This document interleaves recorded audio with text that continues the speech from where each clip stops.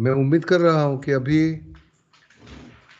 3 या 4 हफ्ते और होंगे।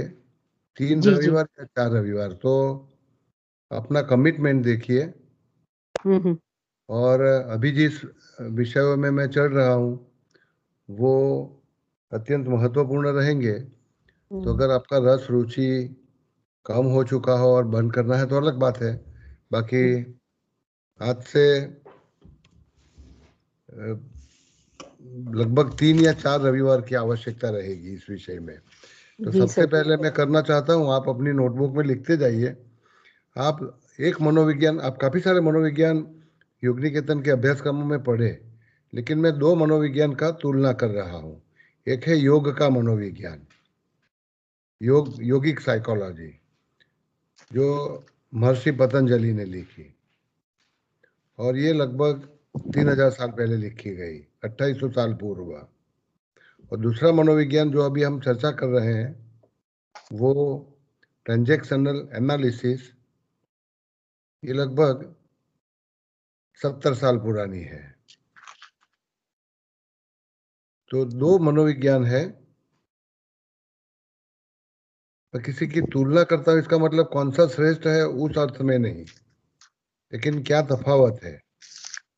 और थोड़ा आपको अबाउट टर्न करना पड़ेगा, गाड़ी का रुख बदलना पड़ेगा, इसलिए मैं ये चर्चा कर रहा हूँ। तो योग जो है वो आध्यात्मिक मनोविज्ञान है, वो व्यक्तिगत विकास की विद्या है। जबकि ट्रांजैक्शनल एनालिसिस सामाजिक मनोविज्ञान है। दोनों विषय टेक्निकल है। आपने योग का मनोविज्ञान प्रिंसिपल्स ऑफ योग विषय में पढ़े थे, उसमें बहुत सारे टेक्निकल वर्ड जैसे कि चित्त वृत्ति, क्लैश, ऐसे कई सारे टेक्निकल शब्द आए थे। इसी तरह टीए भी मैं पहले ही दिन आपको बता चुका हूँ कि काफी टेक्निकल है, उसमें बहुत सारे नए शब्द आएगा। कई लोगों ने आपत्ति भी प्रकट की कि सामाजिक व्यवहारों को, सामाजिक संबंधों को, व्यक्तिगत संबंधों को टेक्निकल क्यों बनाना है। तो ऐसा है कि मनुष्य सामाजिक प्राणी बना। हम प्राणियों की तरह नहीं, पशुओं की तरह नहीं। तो सामाजिक बनने के कारण ही अपना जीवन एकदम जटिल, कॉम्प्लिकेटेड और टेक्निकल बन चुका है। तो वो विरोध वाजिब नहीं है। दोनों टेक्निकल है और टेक्निकल सीखना है। इसलिए सीखना है कि जीवन में इससे हम थोड़ा तरक्की कर सके। तो योग का मनोविज्ञान है वो एकाकी मनोविज्ञान है। आप उसको अपने आप पर लागू पाड़ सकते हो। हाँ, उसका प्रभाव पड़ेगा आपके सामाजिक जीवन पर, औरों के जीवन पर, वो अलग बात है, लेकिन एकाकी है। तो योग की साधना भी आपको एकांत में करना है, एकाकी करना है, और स्व खोज करना है, खुद की खोज करना है। वो वाला स्व जो समाज में, संबंधों में, व्यवहारों में, कमाई में खो चुका है। तो योग का मनोविज्ञान स्व खोज के लिए बना। अब उस जमाने में मनुष्य की सामाजिकता अलग थी। आज की हमारी सामाजिकता काफ़ी अलग है। हम काफ़ी बिखर चुके हैं, काफ़ी खुल चुके हैं, काफ़ी काफ़ी फैल चुके हैं। उस जमाने में आप जहाँ रहते थे वो छोड़ के कहीं विदेश जाने का तो संभव ही नहीं होता था। अभी तो हम एक भौगोलिक प्रांत में अपना जीवन सीमित नहीं कर सकते हैं। तो न भौगोलिक प्रांत में आप अपना जीवन सीमित कर सकते हो, न किसी धर्म में, किसी मान्यता में सीमित कर सकते हो। तो आज का मनुष्य काफी खुल चुका है। और हम देखेंगे कि अभी तो डिजिटल मीडियम आ चुका है, तो अपने सामाजिक संबंध बहुत विस्तारित हो चुके हैं। तो योग है एकाकी विद्या। मैं ये कहना नहीं चाहता कि योग का कोई अभी भूमिका रहा नहीं इस जमाने में, लेकिन आज का समय जो है सामाजिक संपर्क का समय है। तो जितना आप खुलेंगे अर्थपूर्ण है, तो मैं आपको जब बताने जा रहा हूँ टीए सीखने से आपको और मुझे क्या परिवर्तन की उम्मीद रख सकते हैं हम। तो योग एकाकी विद्या है, टीए सामाजिक संपर्क की विद्या है। योग स्व केंद्री है। एक आग्रह रखा जाता है कि आदमी को सामाजिक संपर्क कम करके खुद के साथ संबंध ज्यादा रखना चाहिए, खुद के केंद्र के साथ जोड़ना चाहिए, स्व केंद्री बनना चाहिए, अपनी हृदय से जोड़े रहना चाहिए। तो अंदर उतरो, बाहर से वापस आओ। ये योग का सीख है। जबकि टीए आप देखेंगे कि आपको विकेंद्रीकरण करना है, अपने केंद्र से बाहर निकलिए और लोगों से जितना भी हो सके उतना संपर्क बनाइए। इसी में आपकी सार्थकता होगी। तो मैं आपको बताने जा रहा हूं 3 सिद्धांत, और उसी सिद्धांत पर आधारित मैं आपको आज 2 या 3 विषय जो भी समय समय रहेगा उसमें चर्चा करूंगा, या आने वाले समय में इस चर्चा को आगे ले जाएंगे। तो सबसे पहला नियम बनेगा, क्योंकि ये सामाजिक मनोविज्ञान है, आत्मीयता बनाना चाहिए। लोगों के साथ सामाजिक संपर्क बढ़ाने चाहिए और उसको अर्थपूर्ण बनाने चाहिए। अपने आप को एक खुली किताब की तरह बनाइए आप। तो कुछ सिद्धांत मैं आज चर्चा करने जा रहा हूं, कैसे आप लोगों से आत्मीयता बनाएंगे, कैसे अपने सामाजिक संपर्कों को सार्थक बनाएंगे, अर्थपूर्ण बनाएंगे, और कैसे अपने जीवन को आप खुली किताब की तरह बना सकते हो। तो इस थीम पर आधारित मैं आज चर्चा करने जा रहा हूं आपसे टीए की। तो पिछले रविवार को लाइफ पोजीशन की चर्चा कर चुका हूं, उसको थोड़ा सा बाजू पर रखते हुए मैं एक विषय पर पुनरागमन करता हूं, वो है साइकिक एनर्जी, कैथेक्सिस। तो साइकिक एनर्जी, मानसिक शक्ति की तो हम बहुत चर्चा करते हैं। ये विद्युत प्रवाह की तरह है, और आपकी 3 मन स्थितियां हैं, पेरेंट, एडल्ट एंड चाइल्ड। आवश्यकता के अनुसार किसी भी सामाजिक संपर्क में, किसी भी व्यक्ति के साथ वार्तालाप करते हुए, 2 जूथों के बीच वार्तालाप करते हुए आप इसी में से कोई एक मन स्थिति धारण करेंगे। जैसे कि इस समय मैं आपसे एडल्ट ईगो स्टेट में हूं, और मैं ये चाहूंगा कि आप भी अपनी एडल्ट ईगो स्टेट में रहिए। तो एडल्ट टू एडल्ट ट्रांजैक्शन किया जा रहा है। तो इस समय मेरी जीवन शक्ति बंधी है, bound in one ego state, and that ego state is the adult ego state. At the same time, I wish your psychic energy, cathexis, to be bound in adult ego state. Okay, तो इस समय मेरी और आपकी जीवन जीवन शक्ति या मानसिक शक्ति एक ईगो स्टेट में बनी हुई है। एक माँ या एक पिता अपने बच्चे के साथ कुछ व्यवहार करते समय उनका ईगो स्टेट पेरेंट में होगा। तो यहाँ पर उनका ईगो स्टेट, मनस्थिति स्थिर हो गई है, बाउंड कैथेक्सिस। उन्होंने अपनी मानसिक शक्ति को पेरेंट ईगो स्टेट में बना दिया, बच्चे ने अपने चाइल्ड ईगो स्टेट में बना दिया। अब लगातार एक मर्यादा रहेगी कि आप अपनी ईगो साइकिक एनर्जी एक ईगो स्टेट में बांध देंगे।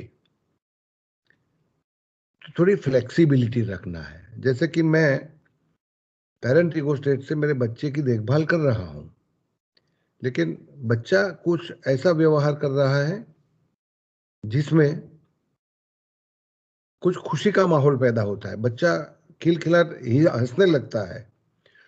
तो उस समय मेरी मानसिक शक्ति को, कैथेक्सिस को अब मैं 2 भाग में बाँटूँगा। उसमें से कुछ शक्ति को रिलीज़ करूँगा। अंश पेरेंट ईगो स्टेट में रहेगा। बच्चे की देखभाल मुझे लगातार करना है, जैसे कि मेरा बच्चा पटाखे फोड़ रहा है, या मैं किसी एक क्लासरूम में कोई शिस्त संबंधित वार्तालाप कर रहा हूँ, तो इस समय मेरी ईगो स्टेट पेरेंट है। यहाँ पर मेरी शक्ति बांधी हुई है, बाउंड। उसमें से part ego state psychic energy, आंशिक मानसिक शक्ति रिलीज करूंगा मैं, उसको अनबाउंड करूंगा। अनबाउंड करके क्या करूंगा, तो बताया गया कि जो तीनों ईगो स्टेट है उसकी बाउंड्रीज है, उसकी बाउंड्रीज वो सेमी परमिएबल है। सेमी परमिएबल, जैसे आप एक कपड़ा लेते हो, उसमें से पानी डालते हो, उस पानी की छलनी की जाती है, तो कपड़ा जो होता है, सुतराउ वस्त्र, वो सेमी परमिएबल है। पानी को एक एक दिशा से दूसरी दिशा में जाने का परमिशन देता है, कचरे कूड़े बाहर निकालेगा, तो सेमी परमिएबल है। उसी तरह ईगो स्टेट की जो बाउंड्री है वो सेमी परमिएबल है। इसे थोड़ी सी शक्ति मैंने रिलीज कर दी और इसको धीरे से मैंने बदल करके नीचे उतारी, और मैं ego state child ego state में ले आया। तो अब मेरी 2 शक्तियां हो गई, 2 ईगो स्टेट हो गए। पार्ट, मैं दूर से देखता रहता हूँ मेरा बच्चा क्या कर रहा है, सलामती से वर्तन कर रहा है, पटाखे फोड़ रहा है, तो कितना सलामती से कर रहा है, उसके जलने का, अकस्मात होने का संभव क्या है, तो लगातार देखभाल करता हूँ। लेकिन बच्चा खुशी मना रहा है तो उसके साथ मैं भी खुशी मनाने लगता हूँ। तो उस अर्थ में मेरी आंशिक शक्ति चाइल्ड ईगो स्टेट में है।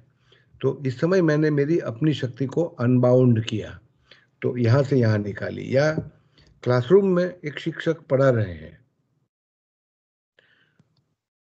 किसी कठिन विषय की चर्चा की जा रही है, तो एडल्ट ईगो स्टेट में अपने आप को बनाए हुए हैं, तो बाउंड कैथेक्सिस हो गया।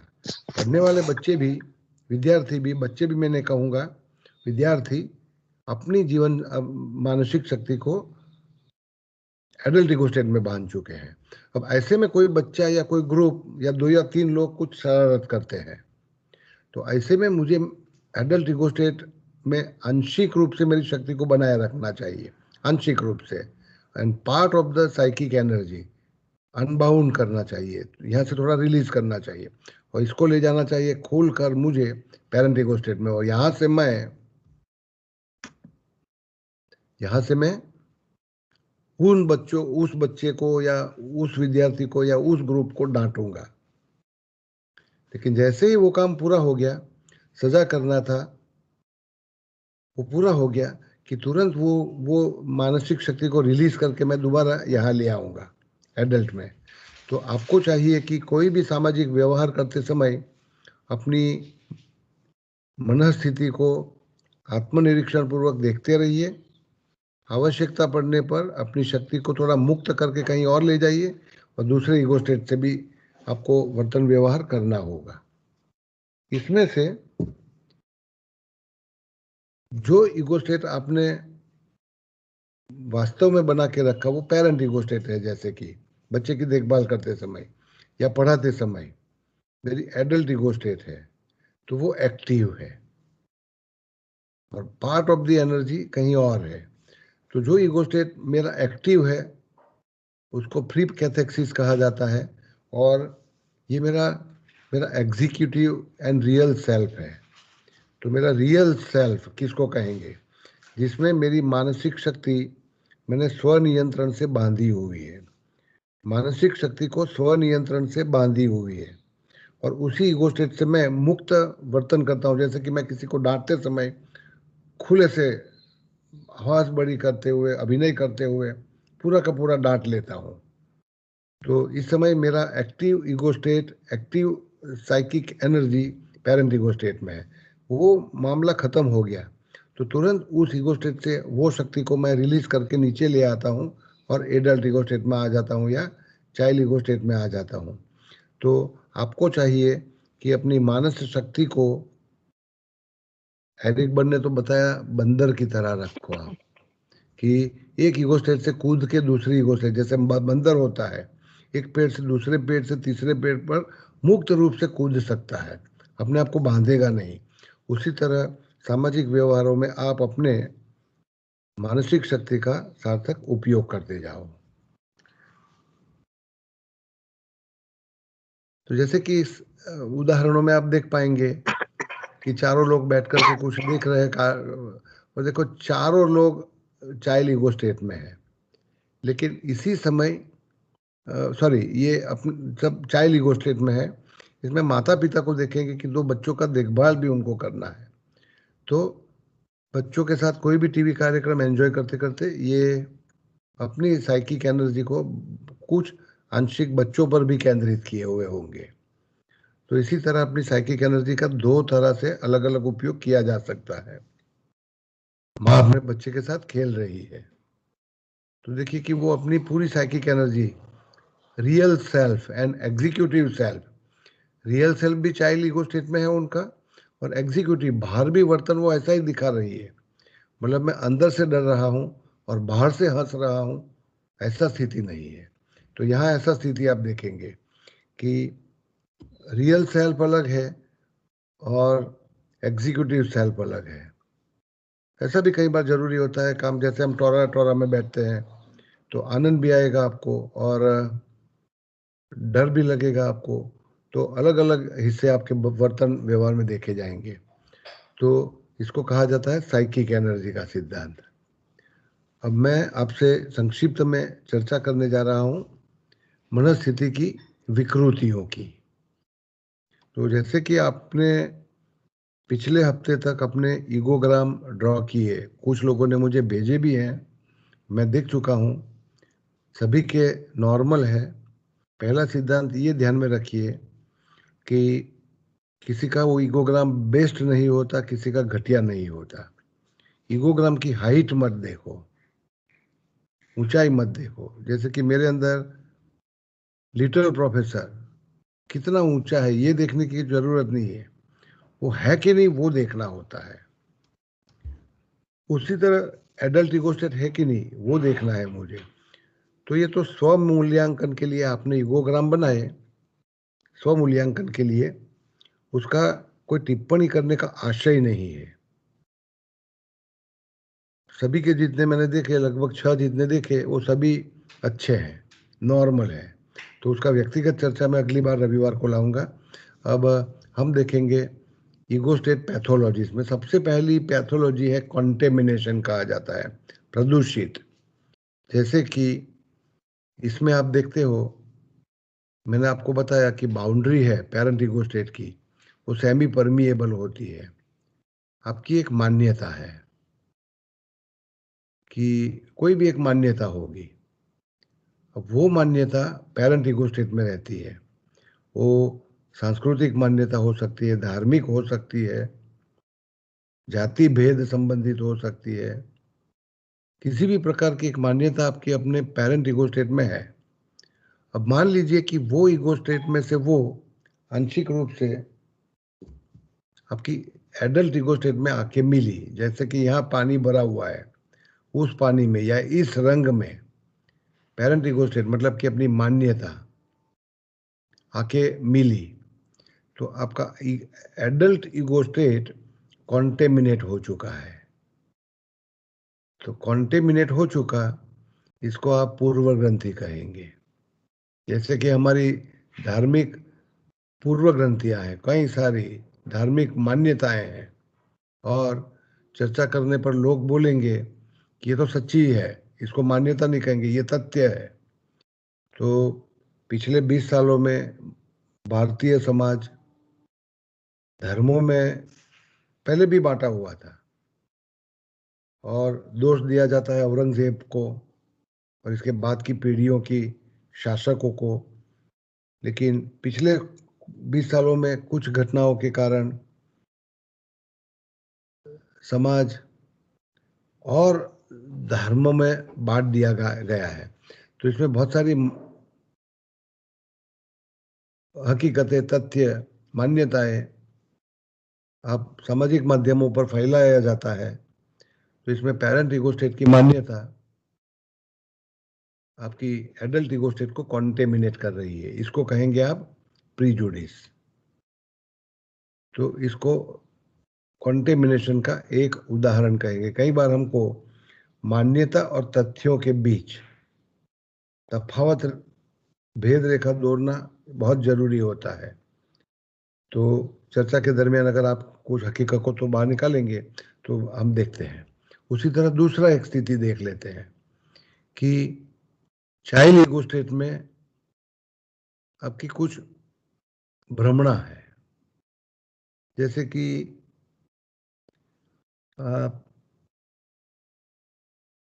मैं लगातार मानता हूं कि समाज मेरा विरोधी है, मेरा विरोध किया जा रहा है, मेरे लिए षड्यंत्र बनाया जा रहा है, मुझे मारने का प्रयास किया जा रहा है, मुझे मेरी कुर्सी से गिराने का प्रयास किया जा रहा है, और मेरी पीठ के पीछे कुछ ना कुछ चलता रहता है। तो ये मैं रिपोर्ट करता हूँ आपको, ये आपको बता रहा हूँ एडल्ट ईगो स्टेट से। लेकिन इसमें मेरी भाई की ग्रंथि, असलामती की ग्रंथि, भाई और असलामती आपकी चाइल्ड ईगो स्टेट में रहेंगी। तो भाई की ग्रंथि मेरी एडल्ट ईगो स्टेट को कॉन्टेमिनेट कर रही है। तो इसी तरह मान्यताओं का एडल्ट ईगो स्टेट में मिल जाना, या अपनी लागणी ग्रंथि, भाई या सलामती की ग्रंथि, जैसे कि आप कोई भी काम करते होंगे, परीक्षा देना है आपको, तो अब परीक्षा में एडल्ट ईगो स्टेट में होने चाहिए। तो जो सवाल पूछा गया है उसका जितना भी विवरण आपको पता है वो आपको साफ लिखना चाहिए, जो पता नहीं है वो छोड़ देना चाहिए। लेकिन लिखते लिखते या परीक्षा में आते आते आपका चाइल्ड ईगो स्टेट, उसमें जो डर या सलामती है, नपास होने का जो डर लग रहा है आपको, वो आपकी एडल्ट ईगो स्टेट को कॉन्टेमिनेट कर देगा और आपकी परीक्षा का परफॉर्मेंस खराब कर देगा। तो आप जो याद करना चाहते थे वो आप याद नहीं कर पाएंगे। तो ये ईगो स्टेट पैथोलॉजी को कहा जाता है कॉन्टेमिनेशन। तो इसके दो उदाहरण हैं। पूर्व ग्रंथियां रखना, व्यक्तियों के बारे में हम पूर्व ग्रंथि रखते हैं, झूठों के बारे में पूर्व ग्रंथि रखते हैं, और समाज का बंटवारा इसके कारण हो चुका है। और दूसरा उदाहरण है भ्रमणा, मानसिक भ्रमणा, डिल्यूजन। मुझे पता है ये व्यक्ति कैसा है, या ये व्यक्ति व्यभिचारी है, कभी देखा भी नहीं और मान लेते हैं ये व्यभिचारी है। तो पति पत्नी में, स्त्री पुरुष में कई बार एक बीमारी होती है जिसको कहा जाता है डिल्यूजन ऑफ जेलसी। जैसे कि मेरे जीवन साथी अपनी ऑफिस में, अपने कारोबार के स्थान में कहीं पर पराई विजातीय व्यक्ति के साथ संबंध बनाए हुए हैं। ऐसा एक बार मान लेने से ये डिल्यूजन ऑफ जेलसी हो जाती है। तो ये एक मानसिक समस्या बन जाती है। ये दो तकलीफ है कॉन्टेमिनेशन की। आपके ईगो स्टेट को आप देखेंगे तो उसमें अलग अलग ईगो स्टेट की अलग अलग ऊंचाई दिखाई देगी, लेकिन वो सब नॉर्मल है। एबनॉर्मल क्या है कि मान लो कि आप में से किसी एक ईगो स्टेट बिल्कुल रहे ही नहीं। जैसे कि पेरेंट, एडल्ट और चाइल्ड, आप दिमाग में सोच लीजिए कि चाइल्ड ईगो स्टेट बिल्कुल नहीं होगा आपके अंदर, तो आपका क्या बुरा हाल हो सकता है। या पेरेंट ईगो स्टेट बिल्कुल निकाल देंगे किसी व्यक्ति में से, तो उसका पूरा जीवन वो निभाते रहेंगे adult and child ego state. या किसी व्यक्ति में एडल्ट ईगो स्टेट बिल्कुल रद्द किया जाता है, निकम्मा हो जाता है, वेस्टिजियल हो जाता है। जैसे कि हमारे शरीर में एक पूंछ है, एक अपेंडिक्स है, ये बिल्कुल कोई काम के रहे नहीं।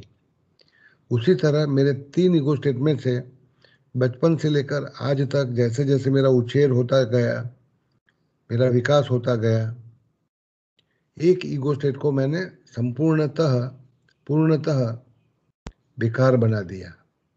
तो अब मेरा जीवन पेरेंट और एडल्ट ईगो स्टेट, या parent and child ego state, या adult and child ego state से बिताने का एक संभव रहेगा, एक अवकाश पैदा होगा। एक ईगो स्टेट मैंने एक्सक्लूड कर दिया, उसकी बिल्कुल बादबाकी कर दी।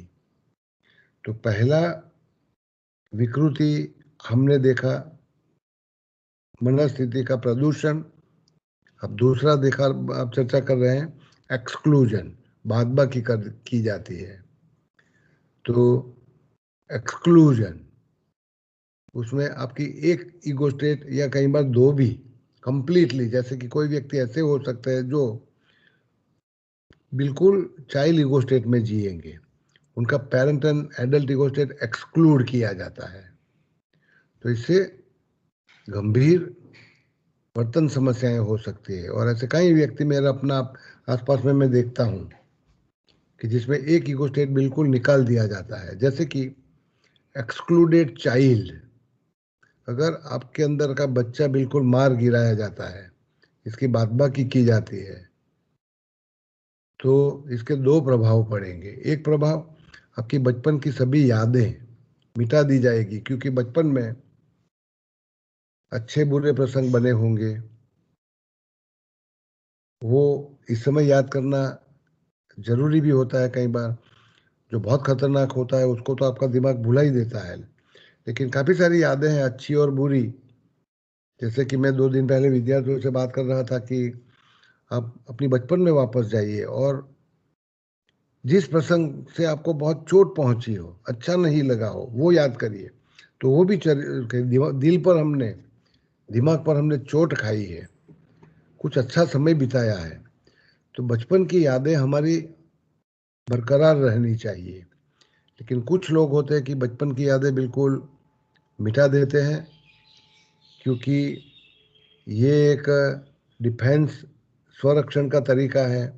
मेरा बचपन इतना खराब बीता बीता कि मेरे माता पिता ने मुझे, मेरे साथ बहुत खराब बर्तन किया, मुझे सख्त मारपीट की जाती थी, मेरी स्वतंत्रता छीन ली गई थी, और मुझे आनंद मजा, मनोरंजन, मस्ती का कोई मौका नहीं दिया गया था। तो बचपन की कुछ यादें मेरे दिल पर चोट पैदा किए हुए हैं, और इसे मैं संपूर्णतः आपका दिमाग भुला देगा। और वो भुला देने से, कभी भी पूछा जाता है कि बचपन के आपके साथ क्या हुआ था, या आप कहाँ रहते थे, आप क्या पसंद करते थे, क्या चीजें थी जो आप पसंद नहीं करते थे, तो ये व्यक्ति याद नहीं कर पाएगा और इमोशनलेस बन जाएगा। क्योंकि चाइल्ड ईगो स्टेट का एक काम होता है इमोशंस, फीलिंग्स, लागणियों को व्यवहार में ले आना। तो ये ना खुश होंगे, ना रो पाएंगे, मास्क लाइक बन जाएंगे, उनको कहा जाता है कोल्ड फिश लाइफ। तो एक्सक्लूडेड चाइल्ड, कई लोगों को मैंने देखा है जो मिलिट्री दिमाग के बन जाते हैं, मास्क लाइक बन जाते हैं, और भूतकाल की एक भी बात याद करना नहीं चाहेंगे। एक्सक्लूडेड पेरेंट किसको कहा जाता है?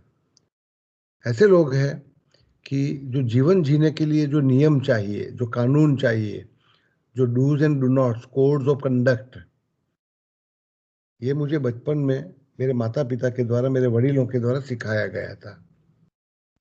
अगर उससे मैं नाराज था कि माता पिता ने, या खास करके मेरे पिता ने, या मेरे समाज ने मेरे ऊपर जो नियम ला दे, जो बंधन ला दे, वो मुझे पसंद नहीं थे, तो मैं उसको पूरा का पूरा तोड़ देता हूँ, जकड़ देता हूँ, उसको जला देता हूँ। तो मैं एक ऐसा इंसान बन जाता हूँ जिसके पास जीवन जीने के लिए कोई रेडीमेड नियम रहेंगे नहीं। अब ये क्या करेंगे, माता पिता के नियम को, क्योंकि एक टैप है हमारे पीछे, उस टैप को सुनते हुए, इस रिकॉर्डेड टैप को सुनते हुए मेरा जीवन में जीता हूँ। जैसे कि लिखते समय, बोलते समय, वाहन चलाते समय, सामाजिक व्यवहार करते समय, कोई भी काम करते समय, मेरे माता पिता मेरे दिमाग के पीछे लगातार कुछ ना कुछ कहते रहेंगे। वो वास्तविक अस्तित्व में है या नहीं है, लेकिन उनके द्वारा कही गई कई सारी सूचनाएं, नियम, कानून, कोड्स ऑफ कंडक्ट मेरा मार्गदर्शन देंगे, करेंगे, और मेरा वर्तन व्यवहार बनाएंगे।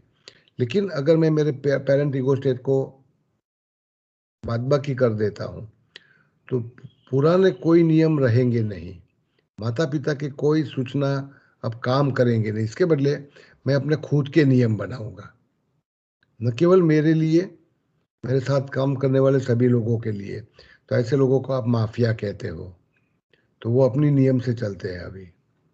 तो बहुत सारे ऐसे उदाहरण हैं जिसमें पेरेंट ईगो स्टेट को बादबाकी कर दी जाती है। एडल्ट ईगो स्टेट की बादबाकी जब की जाती है तो ये लोग रियलिटी टेस्टिंग नहीं कर पाते हैं, और ये लगातार अपनी पेरेंट चाइल्ड ईगो स्टेट में जो वार्तालाप होता रहता है, इंटरनल डायलॉग जिसको कहा जाता है, उसी को सच्चा मानते हुए चलेंगे, तो डिसोसिएट हो जाएंगे वास्तविकता से, अलग हो जाएंगे वास्तविकता से। और पेरेंट चाइल्ड ईगो स्टेट बहुत सारी पैथोलॉजीज पिक्चरों में भी इन्हें देखी, कहानियों में भी देखी है। जैसे कि आप अल्फ्रेड हिचकॉक का साइको देखेंगे, साइको 1, ओरिजिनल साइको, तो उसमें उस व्यक्ति का एडल्ट ईगो स्टेट कुछ समय के लिए बिल्कुल एक्सक्लूड किया जाता है, और उनकी माँ जो है उस कहानी में जो व्यक्ति खूनी बनता है, उसकी माँ उस बच्चे को मार्गदर्शन देती है और ये बच्चा खून करता है। तो पेरेंट चाइल्ड इंटरनल डायलॉग चलता रहता है और एडल्ट एक्सक्लूड किया जाता है। तो ये तीनों पैथोलॉजिकल स्टेट्स है जिसमें कोई एक या दो ईगो स्टेट को कंप्लीटली एक्सक्लूड करके व्यक्ति जीता है। तो बहुत सारे उदाहरण आपको देखने को मिलेंगे ऐसे कहानियों में या वास्तविकता में। अब तीसरा एक ईगो स्टेट पैथोलॉजी है जिसको फंक्शनल ईगो स्टेट पैथोलॉजी कही जाती है, कि जैसे कि मैंने आपको बताया कि मेरी साइकिक एनर्जी किसी एक ईगो स्टेट में बंधी हुई है, बाउंड कैथेक्सिस, मैं पेरेंट ईगो स्टेट में हूँ, और आवश्यकता पड़ने पर मेरी ईगो मानसिक शक्ति किसी और ईगो स्टेट में भी प्रवाहित होनी चाहिए। इसके बदले में मैं जकड़ देता हूँ, मैं हमेशा एक कठोर पिता बन जाता हूँ, और ना मजा कर पाता हूँ, ना बच्चे के साथ एडल्ट बन पाता हूँ। यहाँ पर एक गलती है, तो एक मिनट में सुधार ही देता हूँ।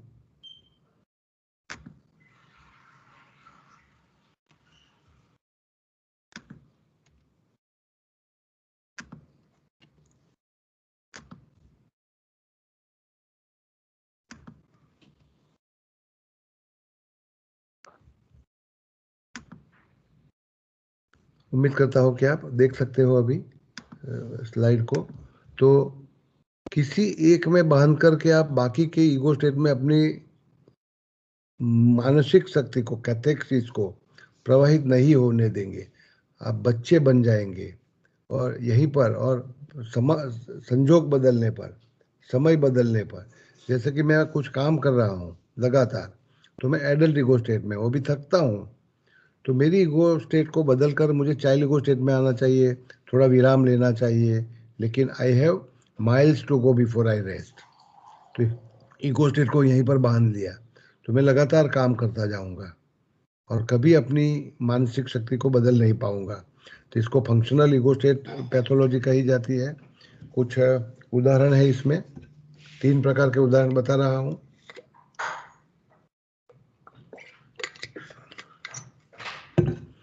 इसमें ईगो बाउंड्रीज रिजिड बन जाती है। रिजिड आप उदाहरण इधर देख सकते हो, सेमी परमिएबल नहीं रहती।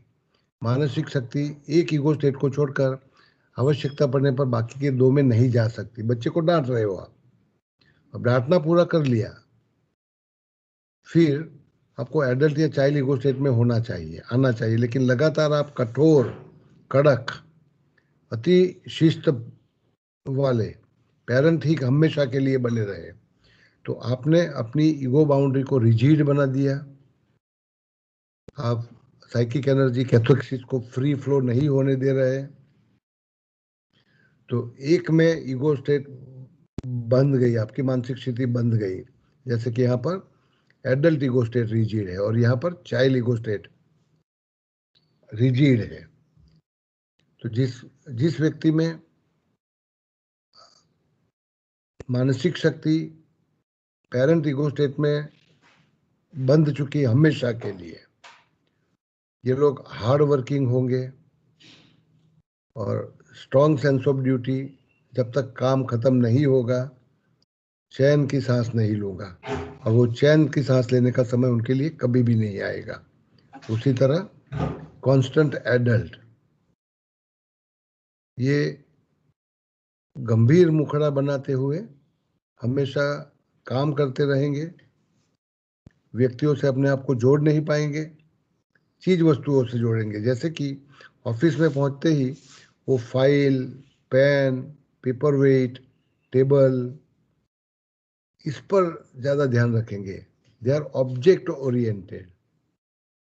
जैसे कि कोई डॉक्टर है, काम है उसका मरीज को चेक करना, तो स्टेथोस्कोप चढ़ाओ, एप्रन चढ़ाओ, क्या तकलीफ है पूछो, निदान करो,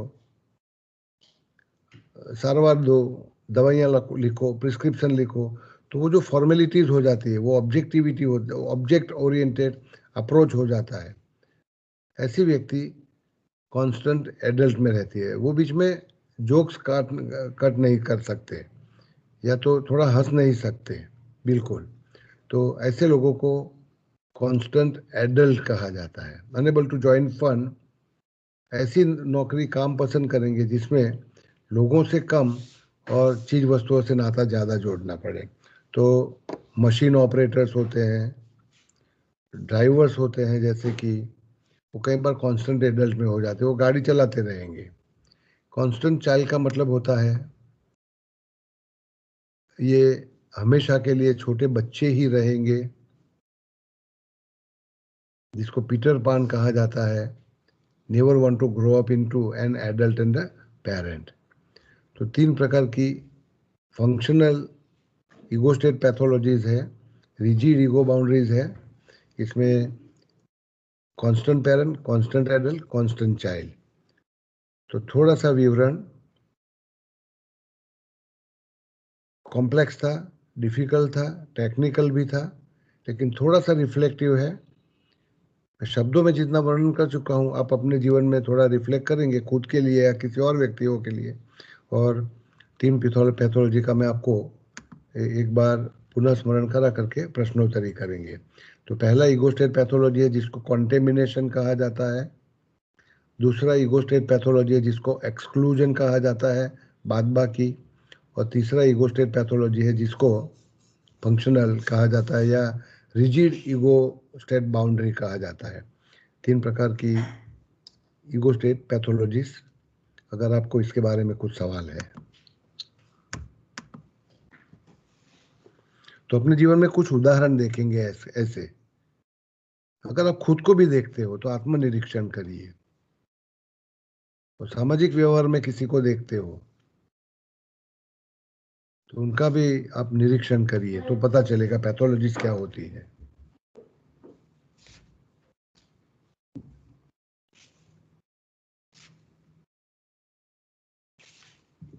सर हरिओम। हाँ, हर्ष અહીંયા यस। જે લોકો પોતાની રિસ્પોન્સિબિલિટી કરતા નથી, જે કોઈ કરતા બી કામ શું નથી કરતા જે લોકો રિસ્પોન્સિબલ નથી હોતા, પોતાની રિસ્પોન્સિબિલિટી કરતા નથી, એ લોકો શું ચાઇલ્ડ માં જ આવે ને? ના, શું નથી કરતા? સોરી, ફરી બોલ। People who are not responsible assigned to them. અચ્છા, બિન જવાબદાર છે એમના વર્તનમાં હંમેશ હા માટે। ઓકે, હા જો જોવાની જરૂર પડે, એમને જોવાની જરૂર પડે કે કાયમ માટે કે કોઈ અમુક એક કામમાં જ, બરાબર ને? જે ચાઇલ્ડ ઈગો સ્ટેટમાં હોય ને એ કાયમ બધી બાબતમાં, બધા ક્ષેત્રોમાં, જીવનના બધા વ્યવહારોમાં કોઈ પણ પ્રકારની જવાબદારીનું પાલન કરી જ ન શકે। એ ચાઇલ્ડ જ રહે, બરાબર? એ બાળક જેવા જ રહે કાયમ માટે। એવા જ વ્યવહારમાં ના કરે। દાખલા તરીકે હું મારા ઓફિસમાં મારી કામચોરી કરતો હોઉં પણ ઘરમાં જવાબદાર વર્તન કરતો હોઉં, એવું બની શકે છે। તો એ આવું એક્સક્લુડેડ ચાઇલ્ડ ઈગો સ્ટેટ નથી, પણ કાયમ માટે જવાબદારીથી ભાગે, બધી જગ્યાએ ભાગતા હોય, બધા વ્યવહારોમાં એ એવું કરતા હોય, તો પછી એમણે એમના એડલ્ટ અને પેરેન્ટ ઈગો સ્ટેટને એમણે એક્સક્લુડ કર્યું છે અને ચાઇલ્ડ ઈગો સ્ટેટ કરે છે। તો એ લોકોને આમાં લાવવા માટે શું કરી શકાય એડલ્ટ અને પેરેન્ટ્સમાં? ઓ, પહેલામાં પહેલું તો આપણાથી કશું નહીં કરી શકાય એવો નિયમ યાદ રાખો.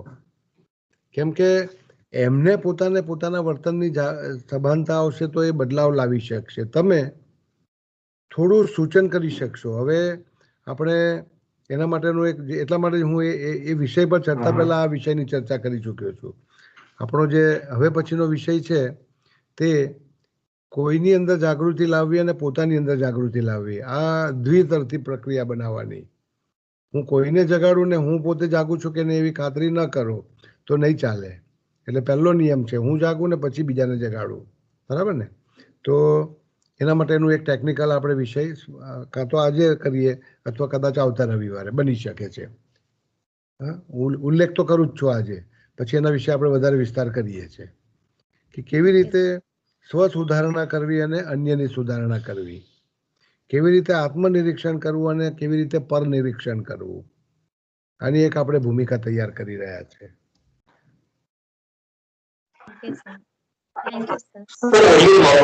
વાત કરું છું. હા, ફર્સ્ટ બે સ્લાઇડ મૂકશું જરા પહેલી આજની સ્ટાર્ટિંગની ફર્સ્ટ બે સ્લાઇડ થોડું સ્કીપ કરી ગયો. Sorry.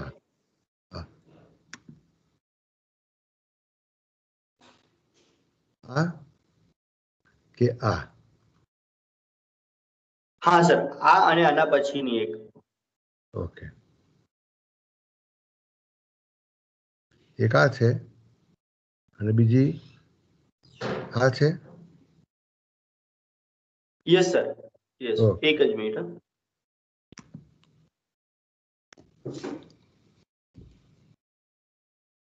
Yes sir, thank you. Okay, yes, thank you.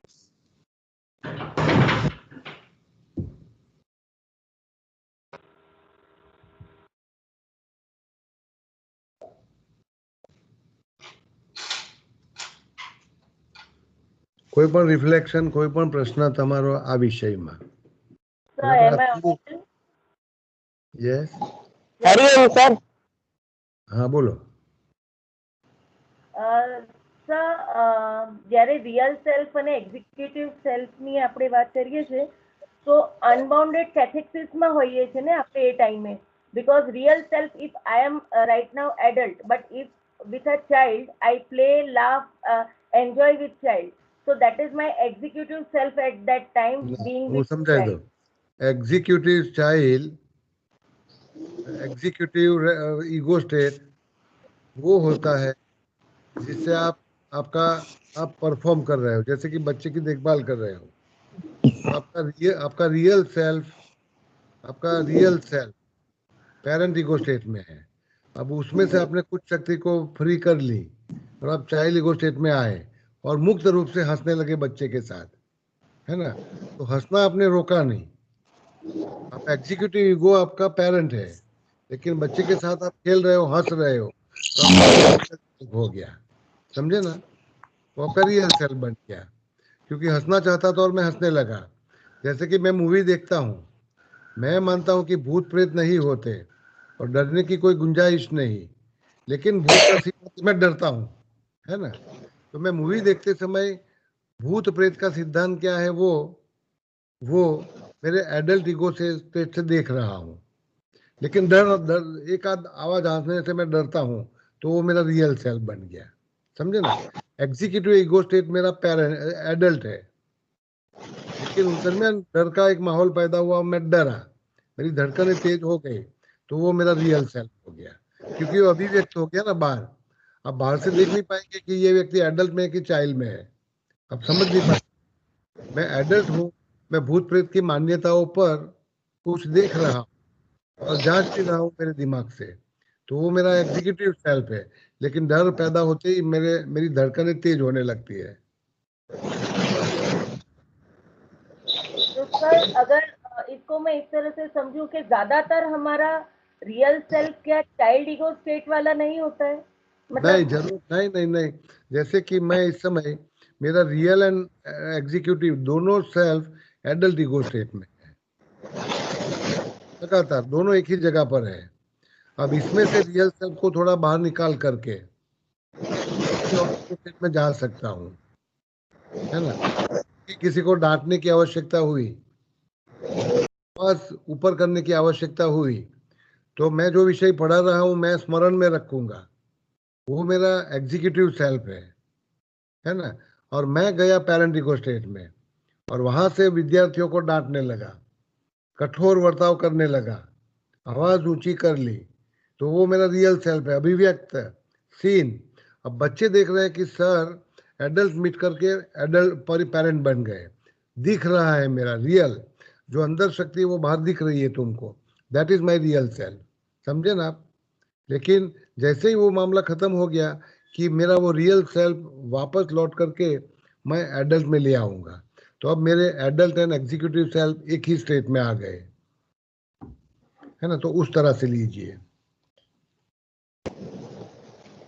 Sir Hariom sir, Hariom sir, हाँ जी, હરિઓમ સર, મનીષા हाँ બોલું. हाँ बोलो बोलो।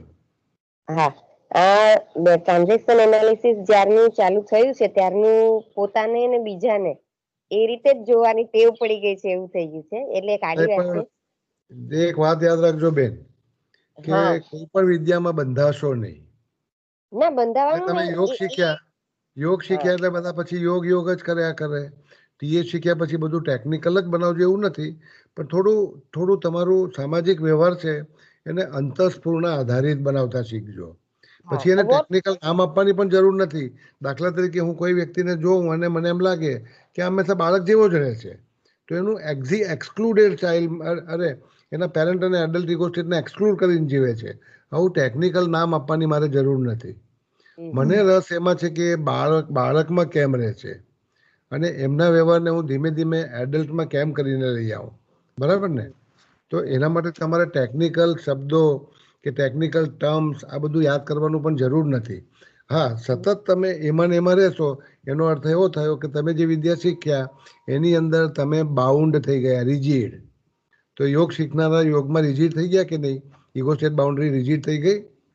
હા, મુક્તપણે બીજો વિષય શીખવાનો આવે ત્યારે હું યોગને ભૂલી પણ જાઉં, તો એ બહુ જરૂરી છે. નહીં તો તમારી ઇગો સ્ટેટ બાઉન્ડ્રીઝ બધી રિજિડ બની જશે.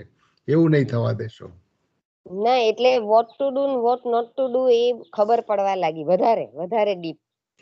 અને એટલે હમણાં પિક્ચર જોયું એક શકુંતલા દેવી મૂવી, એ તો બિલકુલ આને રિલેટેડ છે એવું લાગ્યું. બધું એને રિલેટેડ લાગે ને.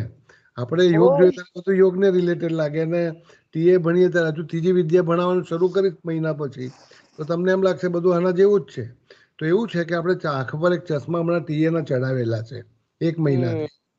એ ચશ્માને જરા કોઈ વાર ઉતારી પણ નાખજો, નહીં તો પછી એવું થશે કે શકુંતલા દેવી મૂવી જોયું તો એમાં પણ મૂવી કરતા તમે શકુંતલા દેવીનું જીવન ચરિત્ર વાંચી લેજો. હા, ખાસ વાંચી લેજો કે બેનની સ્થિતિ આવી કેમ થઈ. ઉત્તમ ગણિતજ્ઞ હોવા છતાં એક પિતાની અસરને લીધે, એમના પિતાની એમના સાથેના વ્યવહારની અસરને લીધે એ સમાજને બહુ કન્ટ્રીબ્યુટ કરી શકતા હતા. એના બદલે એના પપ્પા પણ સર્કસમાં આપણે ખેલ કરીને પેટ ભરતા, એમ આમણે પણ મેથેમેટિક્સને ખેલ બનાવી દીધો અને માનવ સમાજને એનો ફાયદો નહીં થયો. બરાબર. તો કેટલીક વાર ચશ્મા ઉતારવાનું પણ યાદ રાખજો, હા, ભૂલતા નહીં.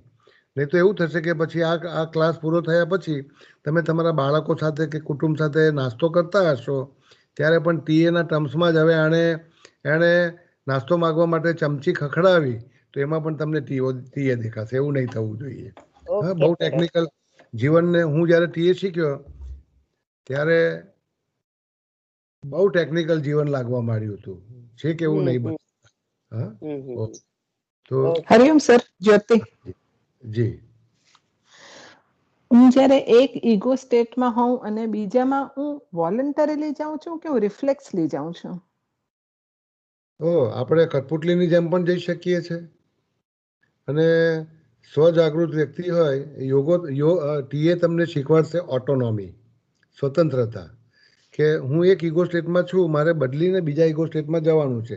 જો તમને અંદાજ આવ્યો હોય તો મનીષાબેન સાથે વાત કરતી વખતે હું એડલ્ટ ઈગો સ્ટેટમાંથી જરૂર લાગી એટલે મેં જે હળવી કમેન્ટ કરી તે ચાઇલ્ડ ઈગો સ્ટેટમાંથી કરી છે, બરાબર ને. પણ એની સાથે સાથે વચ્ચે હું પેરેન્ટ ઈગો સ્ટેટમાં પણ ગયો છું કે એક ચશ્મા પહેર્યા એટલે પહેરેલા જ રહી જાય એવું ના બને, જોજો. તો આ જે મેં કહ્યું છે એ હું પેરેન્ટ ઇગો સ્ટેટમાંથી બોલી રહ્યો છું. પણ જે હળવી બધાના મોઢા પર થોડું હાસ્ય આવે એવી જે કમેન્ટ કરી એ ચાઇલ્ડ ઇગો સ્ટેટ છે. તો આ તમારી ઓટોનોમી છે, ફ્રીડમ છે તમારું, બરાબર ને? એ સ્વજાગૃતિથી આવી શકે છે. એટલે આપોઆપ નહીં થવા દેશો, આવશ્યકતાને તમારા નિયંત્રણથી થવા દેજો. Ego state change. અચ્છા, ઓકે. પછી કેટલાક ઉત્તમ પુસ્તકોના હું નામ આપીશ છેલ્લા દિવસે, એ વાંચીને તમે આમાં આ વિદ્યામાં આગળ વધી શકો છો. ઓકે, તો આગળના વિષયની વાત કરું એટલું જ મહત્વનું છે. नेक्स्ट, मैं पिछले रविवार को उसका थोड़ा सा उल्लेख किया था, अधूरा सा. आज उसका विस्तार और करेंगे. सबसे पहले टीए को कहा जाता है साइकोलॉजी ऑफ ओकेनेस. तो हर व्यक्ति की एक अवधारणा, मान्यता होती है अपने खुद के बारे में, औरों के बारे में. तो वो कहाँ से आती है? तो सेंस ऑफ ओकेनेस इसको कहा जाता है. व्यक्ति की खुद के बारे में और पूरे समाज के बारे में और व्यक्तियों के बारे में एक अवमान्यता बनती है. वो मान्यता को लाइफ पोजीशन कहा जाता है. तो बचपन में उछेर के दरमियान माता पिता आपको 3 चीजें सिखाते हैं, 3 वर्च्यूज. एक है आप बच्चे थे, संपूर्णतः आप पराधीन थे. जब जन्म लिया था आपने, जन्म से लगभग 2 साल की आयुष्य तक आप बिल्कुल पराधीन थे. खाने पीने के लिए, नहाने के लिए, कपड़े बदलने के लिए, आपकी बेसिक नीड्स पूरी करने के लिए संपूर्णतः आप पराधीन थे माता पिता पर. अब उस पराधीनता से धीरे धीरे माता पिता को आपको मुक्त करना है. और 2 साल से लेकर 10 साल के आयुष्य तक आपको शक्ति जताते जाना है. जैसे कि अपना कपड़ा खुद बदलेंगे, पसंद करेंगे, रास्ता खुद क्रॉस करेंगे, आप वाहन चलाना सीखेंगे, सीढ़ियाँ खुद चढ़ेंगे, जीना खुद चढ़ेंगे, खाएंगे खुद. उस दरमियान आप कपड़े भी खराब करेंगे, गिरेंगे भी, चोट भी खाएंगे. लेकिन माता पिता को चाहिए कि आपकी शक्ति को लगातार बढ़ाते जाए. तो आपकी शक्ति, आपकी क्षमता को बढ़ाते जाना है. साथ ही साथ धीरे धीरे आपको सत्ता देना है. इस समय आपकी सत्ता सोने की, जागने की, खाने की, पीने की, नहाने की, कपड़ा बदलने की, सब कुछ उनके हाथ में है. अब सत्ता विकेंद्रीकरण किया जाता है. माता पिता अपनी सत्ता छोड़ करके धीरे धीरे आपको सशक्तिकरण किया जाता है, आपको सत्ता दी जाती है. अब आप अपना काम खुद करेंगे. टीवी कब तक देखना है, पढ़ाई कब तक करना है, खेलने कब जाना है, स्कूल से घर वापस कब लौटना है, हर चीज में माता पिता अपनी आदेश, अपनी आज्ञा देते रहेंगे. तो आपकी सत्ता, आपकी शक्ति कमजोर रहेगी, मर्यादित रहेगी. तो हर पेरेंट का काम है बच्चे को अमुक उम्र तक पराधीन रखे, लेकिन इसके बाद धीरे धीरे स्वतंत्र बनाते जाए. बच्चे की शक्ति और प्रभाव में धीरे धीरे धीरे बढ़ावा करते जाए. तो जो माँ बाप ये सोच के चलते हैं और बच्चे का उछेर करते हैं, उस बच्चे में एक प्रकार का आत्मविश्वास प्रकट होता है. वो खुद में विश्वास करने लगता है, खुद की मान्यता करने लगता है कि I am okay, I am good. और यही मान्यता वो अपने माता पिता के बारे में बनाता है कि मेरे माता पिता भी अच्छे हैं. और इसको कहा जाता है sense of okayness for self and for parents. अब ये बच्चा 8 साल की उम्र के बाद घर का उम्र छोड़कर बाहर निकलने लगता है. और लगभग 4वीं-5वीं कक्षा में जब ये आता है, 5वीं कक्षा लगभग, तो 5वीं कक्षा से उसके जीवन का दूसरा अध्याय शुरू होता है. अब जो भी सीखा पहले 8 सालों में, उसका अब रिहर्सल करना है, अब उसका अभिनय करना है जीवन में। तो उस अभिनय में अपने खुद के लिए उसने क्या अवमान्यता बनाई और माता पिता के क्या बारे में क्या अवमान्यता बनाई, बिलीफ या परसेप्शन कहेंगे इसको आप। तो जैसे कि माता पिता ने उसको संपूर्णतः परतंत्र ही रखा, पराधीन ही रखा, शक्ति नहीं प्रदान की, प्रभाव नहीं बनाया बच्चे का, तो ये बच्चा हमेशा सोचता रहेगा तुम ये नहीं कर सकते, तुम्हारी ये क्षमता नहीं, तुम कमजोर हो, तुम दुर्बल हो, लगातार बोलते रहे, हर चीज में ये अपना ही हुक्म चलाते रहे।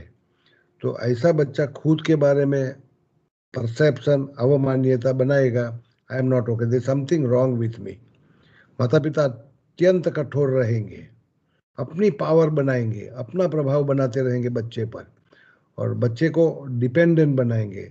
तो बच्चा हमेशा ये सोचेगा कि मेरे माता पिता जुल्मी है, मेरे पर सवार रहते हैं, मुझे स्वतंत्रता नहीं देते, मेरी मारपीट करते हैं, मेरे साथ बहुत कठोर वर्तन करते हैं, दे आर नॉट ओके। अब एक बार बच्चा 8 साल का आयुष्य पसार कर लिया, 5वीं कक्षा में आया, फिर जो परसेप्शन माता पिता के बारे में था, अवमान्यता माता पिता के बारे में थी, वो पूरे समाज के बारे में बना देता है। तो माता पिता भूगर्भ में हो जाएंगे, उसकी मस्तक के पीछे चले जाएंगे और ये अवधारणा, ये परसेप्शन पूरे समाज के लिए बनेगा और इससे बनता है आपका जीवन पोजीशन। जीवन पोजीशन क्या होता है? आप एक मान्यता बनाते हो वो अपने खुद के लिए, जैसे कि attitude towards your own self, तो ये पॉजिटिव हो सकती है, नेगेटिव हो सकती है। जैसे कि I am okay, I am not okay, there is something lacking in me, मैं कमजोर हूँ, मैं दुर्बल इंसान हूँ, मैं कुछ नहीं कर सकता, मैं निकम्मा हूँ। तो इसको नेगेटिव अवमान्यता या परसेप्शन कहेंगे। आई एम ओके पॉजिटिव कहेंगे। उसका बिल्कुल विरोधी होगा औरों के लिए भी attitude for the others, perception for the others. अवमान्यता औरों के लिए भी बन जाती है जो माता पिता के लिए थी, अब 5वीं कक्षा पूरी करने के बाद वो पूरे समाज के लिए बन जाती है। जब औरों के साथ आप व्यवहार करते हो तो इधर they are okay, you are okay और you are not okay, everyone is okay और एवरीवन इज नॉट ओके। तो मैं हमेशा शंका से उनके साथ व्यवहार करने लगूंगा। तो इस चार कॉम्बिनेशन को आप देखेंगे इधर कि I am okay, you are okay, मेरे अंदर क्षमता है, आपके अंदर क्षमता है, आप जैसे भी हो अच्छे हो, मैं जैसा भी हूँ अच्छा हूँ, मैं अच्छा हूँ, आप अच्छे नहीं हो, आप में कुछ खराबी है, आप में बुराई है। तो बच्चा बचपन में माता पिता के लिए सोच रहा था मैं तो ठीक हूँ लेकिन तुम में कुछ खराबी है, न मैं ठीक हूँ न तुम ठीक हो, ये तो सबसे नेगेटिव बन जाएगा। तो 4 लाइफ पोजीशंस है। टीए को कई बार विज्ञान ओकेनेस का विज्ञान कहा जाता है। ये एक शकवर्ती किताब है थॉमस हैरिस की, I am okay you are okay, और इसी लेखक की कहानियों पर आधारित बहुत अच्छे अच्छे मूवीज बने हैं, साइको थ्रिलर्स इंग्लिश में। तो ये अवमान्यताएं बनती है लगभग 8 साल के आयुष्य तक और बाद में इसी के आधार पर बच्चा अपना बाकी का जीवन जीने लगता है। ये उसका साइकोलॉजिकल स्टैंड पॉइंट बन जाता है और इसमें अपने खुद के लिए और औरों के लिए basic perception for self and others बन जाता है। तो उसके अलग अलग परिणाम, कंसिक्वेंसेस मैं आपको बताने जा रहा हूँ। ये बेसिक पोजीशन है आई एम ओके, तो आई एम ओके दोनों में है, लेकिन यू आर ओके अगर दोनों में होंगे तो you are okay, you are okay. अब इसके 4 कॉम्बिनेशंस बनेंगे, इसको कहेंगे लाइफ पोजीशंस। तो आपको जीवन में अभिनय करने का पाठ सिखाया जाता है जन्म से 8 साल में। आपकी भूमिका तय की जाती है, उसके आधार पर एक स्क्रिप्ट लिखी जाती है और आपको बताया जाता है कि आपको ऐसे ही अभिनय करना है।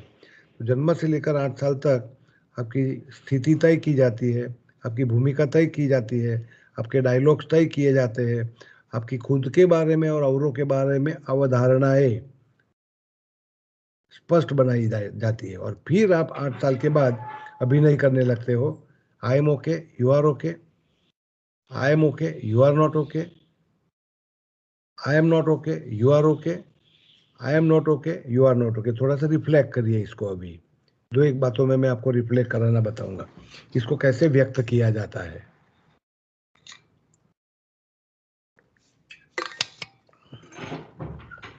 तो जन्म से 8 साल तक जैसे जैसे आपकी जीवन की किताब खुलती जाती है, आप अपना लाइफ पोजीशन तय करते हो। इसमें healthy position, I am okay, you are okay, I am okay, you are okay. Symbolically इसको ऐसे लिखा जाता है, इसको हेल्दी कहा जाता है। आप अपना पोजीशन तय करेंगे। हेल्पफुल, हेल्पफुल इसलिए कि I am not okay, I am missing in something. जैसे कि आप गुरु परंपरा में बहुत मानते हो, आप लोग किसी उद्धारक को अपने जीवन में उतारते हो। जैसे कि पूरा समाज इस समय पतित है, ऐसा मान्यता है हिंदू धर्म में कि पूरा समाज पतित है, हम सब पतित है, हम हीन है, हम दुर्बल है और केवल भगवान ही हमारा भला कर सकता है। यू आर ओके मतलब भगवान ही तुम्हारा उद्धारक है, पतित पावन है। तो देखिए कि I am not okay, you are okay.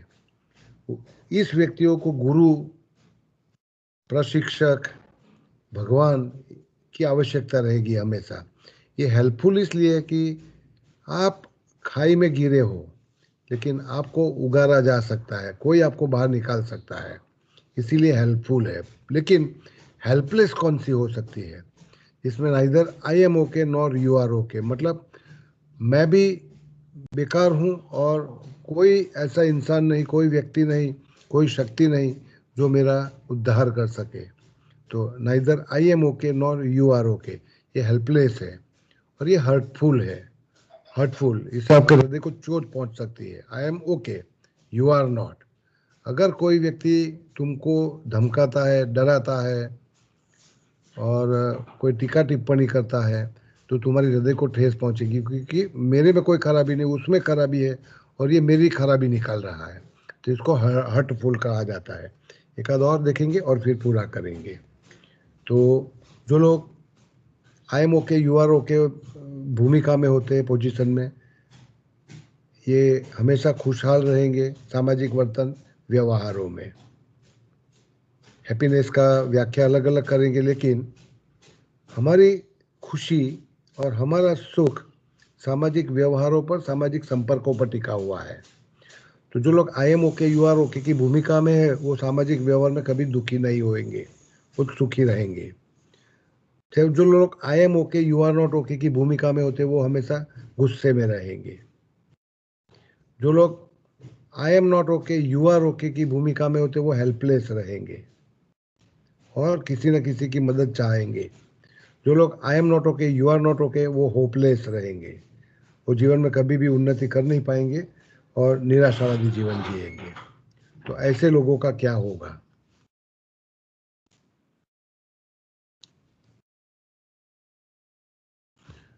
जो लोग I am okay, you are okay की जीवन स्थिति तय कर लेते हैं 8 साल के आयुष्य तक, वो लोग एसर्टिव होंगे। जो कुछ कहना चाहते हो, एसर्टिवनेस के लिए हम 3-4 महीने पहले चर्चा कर चुके हैं, वो लोग एसर्टिव होंगे। I am okay, you are not okay की भूमिका में वो लोग एग्रेसिव होंगे, अपनी मान्यता आपके ऊपर थोपते रहेंगे। I am not okay, you are okay, वो लोग पैसिव रहेंगे, खुद अपने अंदर बदलाव नहीं लाएंगे। आपको ये काम करना होगा, किसी गुरु को करना है, शिक्षक को करना है, डॉक्टर को करना है, काउंसलर को करना है, मैं कुछ नहीं कर सकता, आप मेरी मदद करिए। वो पैसिव रहेंगे, बदलाव खुद नहीं लाएंगे। और जो लोग अंतिम नेगेटिव भूमिका में है, होपलेसनेस में है, I am not okay, you are not okay, वो लोग कंफ्यूज्ड रहेंगे हमेशा के लिए, क्योंकि जीवन में कोई चारा दिखेगा ही नहीं उनको। कुछ व्यक्तियों का मैं आपको परिचय देना चाहूँगा। I am okay, you are okay, potentially mentally healthy position.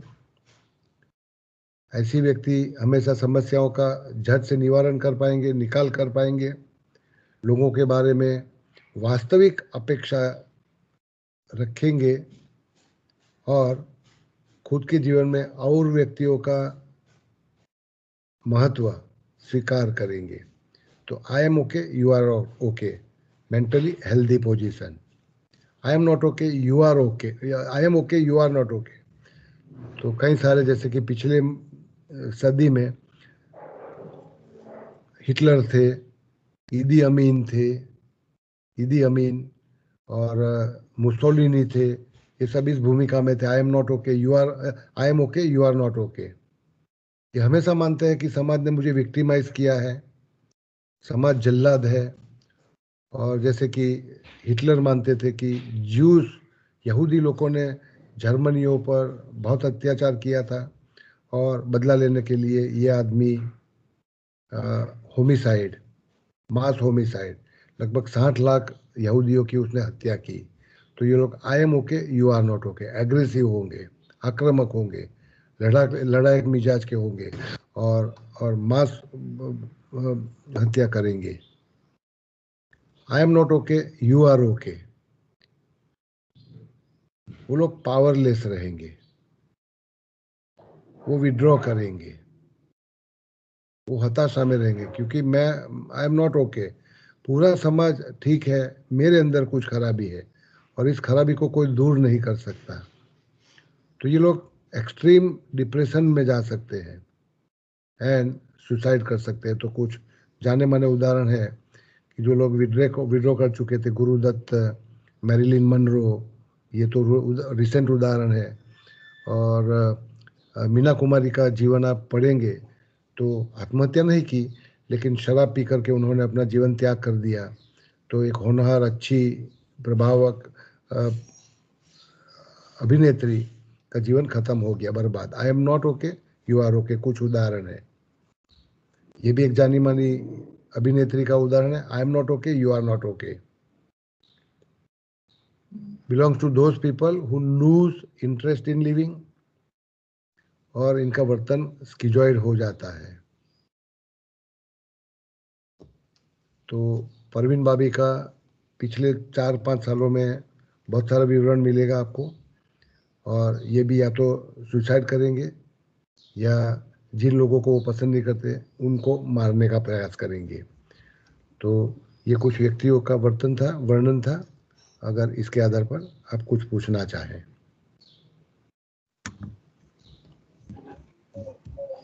Hariom sir, હા બોલો, પોઝિશન છે એ બધી પણ આઈ થિંક બદલાતી રહે ને? શું બદલે? ના, લાઈવ પોઝિશન એકવાર બની એટલે કાયમી થઈ જાય છે, મોટે ભાગે બદલાતી નથી, સિવાય કે તમારા જીવનમાં કોઈ બહુ મોટો આઘાત આવે કે બદલાવ આવે, જેને આપણે કુંડલીની જાગરણ કહીએ છીએ, બરાબર ને?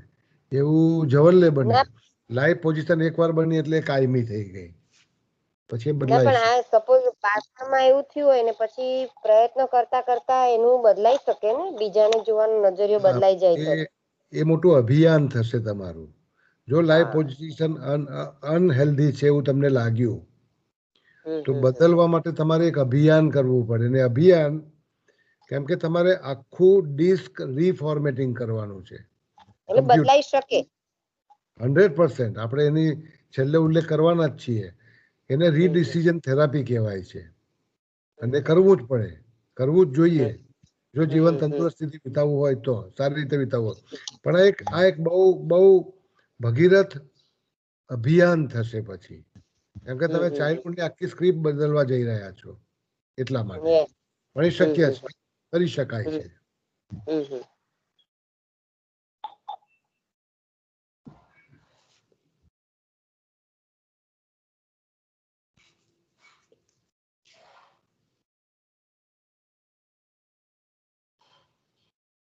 तो अगर कोई सवाल नहीं होगा तो पूरा करेंगे। एक आध एक्सरसाइज में अगले रविवार को आपको देने वाला हूँ इसके आधार पर। आज विषय की चर्चा कर चुका हूँ, लाइव पोजीशन, अगली बार इसका एक्सरसाइज करेंगे, आपको देंगे।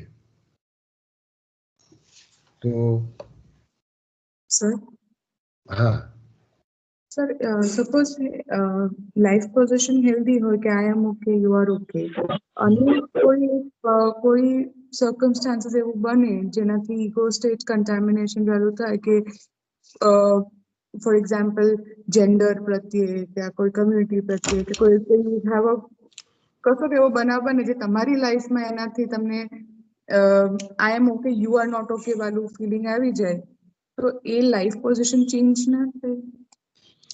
ના એ એક ક્ષેત્રમાં જુદું છે. એ એક જ ક્ષેત્રમાં, જેમ કે મને જેન્ડર બાયસ છે કે સ્ત્રીઓ તો આવી જ હોય, બરાબર ને, બુધે નાર પાસરી આપણે એમ કહીએ છીએ, એટલે આ કોન્ટેમિનેશન છે, બરાબર ને. આ કમનસીબે બહુ ઉત્તમ કવિઓએ લખેલા બે વિધાન છે, એમાંનું આ એક વિધાન હું બોલી રહ્યો છું, બુધે નાર પાસરી, બરાબર ને. એને તો ધોકે ધોકે મારીને જ ઠેકાણે પાડવી જોઈએ. તો આ માનસિકતા તમારા એડલ્ટ ઇગો સ્ટેટમાં છે, એમાં એક માન્યતા પેરેન્ટ ઇગો સ્ટેટની આવી ગઈ છે. આ ઇગો સ્ટેટ કોન્ટેમિનેશન છે. આ અમુક જ ક્ષેત્રમાં થઈ, જેન્ડર બાયસમાં, બધી જગ્યાએ નથી. પણ જેને life position you are not okay, એને તો બધા જ વ્યક્તિઓ સારા નહીં લાગે. એ હોય સ્ત્રી હોય કે પુરુષ હોય, એ પારકો હોય કે પોતાનો હોય, એને બધા માટે આ ભાવ ગ્રંથિ રહેશે. તો એ બંને જુદી બાબત બની ગઈ. તમે જે વર્ણન આપ્યું ઇગો સ્ટેટ કોન્ટેમિનેશન, અને નોબડી ઇઝ ઓકે, બધાને દંડ જ કરવો જોઈએ, બધાને ધમકાવવા જોઈએ. દાખલા તરીકે મને મારી એક પ્રબળ માન્યતા છે કે રસ્તા પર જે લોકો ટ્રાફિકમાં નિયમોનું પાલન નથી કરતા ને, એમને તો ફાંસી જ લટકાડવા જોઈએ, બરાબર ને. તો આ મારું એક જ જગ્યાએ મારું યુ આર નોટ ઓકે. તમે તમારામાંથી પણ કોઈ પણ મને વાહન ચલાવતા સામે મળશો તો હું તમારી ખોડ કાઢીશ જ કાઢીશ. પણ એનો અર્થ એવો નથી કે હું બીજી બધી બાબતોમાં પણ નોટ ઓકે નેસથી યુ આર નોટ ઓકે. આખો સમાજ જ ખરાબ છે એવું નથી માનતો હું. સમાજ તો સારો જ છે. ઓકે. હા એટલે સર મારું કેવું એવું જ હતું, એવું થાય ને. હા એવું થઈ શકે, હા પણ જો એક ક્ષેત્ર પણ એ પણ હાર્મફુલ તો છે જ. જેન્ડર બાયસ છે એ કોન્ટેમિનેશન છે. મારી પણ પોતાની માન્યતા બહુ કોન્ટેમિનેટેડ છે. અને વાહન સારું ન ચલાવે એ માણસ, મારા બહુ અંતરંગ એક બેન મને રસ્તા પર મળ્યા થોડા વખત પહેલા, અને રોંગ સાઈડથી ધમધમાટ આવતા હતા, અને એકદમ સર કેમ છો, અને મને હસીને એટલું સરસ મને એમણે અભિવાદન કર્યું અને મેં એમને ધમકાવી નાખ્યા, બરાબર. અને એ બેન પછી મિટિંગમાં મને મળ્યા, મને કે સર તમને તે દિવસનું વર્તન મને ખબર ના પડી. તો કોન્ટેમિનેશન છે ને મારું, રસ્તા પર કોન્ટેમિનેશન થાય છે, એ પછી બીજી જગ્યાએ વ્યવહારમાં આડું આવે છે. તો હું જાગવા માંડ્યો છું, એના માટે હું ઘણું સેલ્ફ વર્ક કરી રહ્યો છું અત્યારે. એટલે સમટાઈમ્સ એવું થઈ જાય છે, બદલાઈ જાય છે એ લાઈફ પોઝિશન. ના પણ એ નહીં બદલાવવું જોઈએ, એ જ તો આપણે શીખી રહ્યા છે હવે ધીમે ધીમે, બરાબર ને. ઓકે. તો હું આશા રાખું કે જે કંઈ ચર્ચા હું બહુ ટેકનિકલ બનીને કરી રહ્યો છું, પણ થોડું રિફ્લેક્ટિવ હોય અને તમને તમારા જીવન ઉપર કંઈ પ્રકાશ નાખી શકે. આપણો આશય એવો રહે છે કે બીજા પણ સુધરે, પણ મારો આશય બીજા સુધરે એમાં બહુ નથી. હું બીજાને સમજી શકું ને હું સુધરી શકું, આ આપણું એજન્ડા જીવનનો રહેવો જોઈએ. બીજાને સમજી શકું અને હું સુધરી શકું, એના માટેનું આ મનોવિજ્ઞાન આપણે ચર્ચા કરી રહ્યા છે. હજુ 3-1 વાર હજુ કદાચ આપણે મળવાનું થશે. તો હરિઓમ સૌને. અને જો આજે કંઈ મારી નબળાઈ રહી ગઈ હોય શીખવાડવામાં, કહેવામાં, સમજાવવામાં, તો માફી માગું. નેક્સ્ટ રવિવારે પાછા મળીએ. Hariom sir, thank you for ઘણા ઓછા થઈ જાય છે અને સારું થઈ જાય છે બધું. ઓકે. હરિઓમ સર. બસ તો પોતાની પાસે છે ને ચશ્માના ઘણા બધા સેટ રાખવાના. હા રાઈટ કામ રાઈટ. આવતા હોય એ ચશ્મા પહેરવાના. એવું જ કરવું પડે. હા, લોકો અહીંયા લઈને પછી ચશ્મા બહાર નીકળે તો સારું નહીં. અહીંથી મારે હવે ક્યાંક ક્લિનિક ચલાવવા જવાનું છે, હવે ત્યાં હું ટીએના ચશ્મા લઈને ના જઈ શકું. ના બરાબર છે, બરાબર. યોગનિકેતનમાંથી બહાર નીકળ્યા પછી યોગના ચશ્મા લઈને જવાનું નહીં, અને યોગનિકેતનમાં જાવ ત્યારે ટીએના ચશ્મા લઈને જવાનું નહીં. તો ચશ્માના સેટ ઘણા બધા રાખજો, બરાબર ને. બરાબર. અથવા તો પ્રોગ્રેસિવ ચશ્મા રાખજો, પ્રોગ્રેસિવ કાચવાળા, કે જ્યાં જેવું હોય એવું દેખાય. બરાબર. Okay. Okay sir, thank you sir. Hariom.